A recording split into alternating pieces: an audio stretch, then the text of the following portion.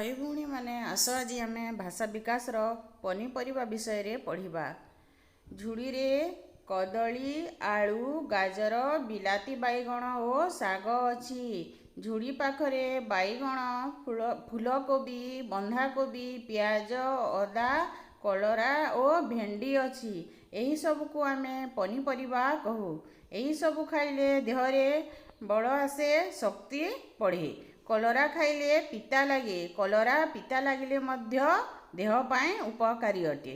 यही सब को आमे चित्र देखी शुणिबा आउ तापरे चित्रण देखी कहिबा।